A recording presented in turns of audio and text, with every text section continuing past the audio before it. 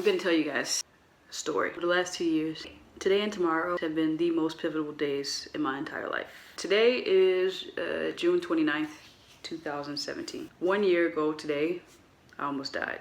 Woke up feeling a little weird, but that had been my life for 3 months. I had hives every single day for 3 months. I've gone to doctors and specialists, emergency, given blood, all sorts of manner of things, no answers. This day I woke up, I felt a bit more weird than I had in the past couple of months. I felt really groggy, like I didn't want to get up out of bed. I took a picture and that is what I saw. This was also the day I was supposed to go see an allergist. In my mind, I'm thinking, I'll just write it out till my appointment later, and then I'll get the answers that I need. Pretty quickly I realized reason why I couldn't really get out of bed is because I was having difficulty breathing. Called my mom and I said, I think you should take me to emergency.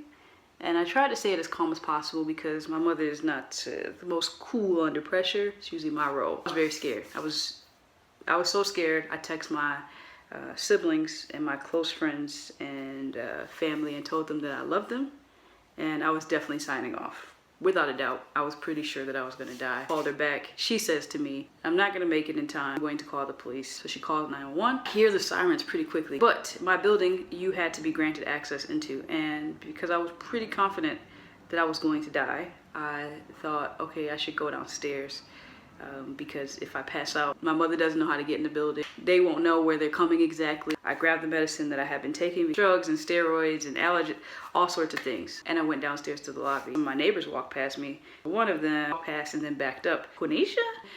My face was so swollen I couldn't really speak. Ambulance folks are at the door. John goes and lets them in. He'd like come running to me. Start poking and asking questions. I can't really respond. I'm just really scared at this point. I just remember being very, very afraid. Let's stop right there. Tomorrow is July 1st. 2 years ago on July 1st, in the same apartment where I was now dying, I got a call from my sister. You should go check on mom. She's at Auntie Cheryl's. Well, nothing of it. I was ready to go out the door. My godchildren's mom and my godchildren were visiting. She stopped me. And I'm so grateful that she did. Do you think this is something? Or do you think this is nothing? I think this is nothing. But maybe it's something. Kind of had a moment for a few seconds.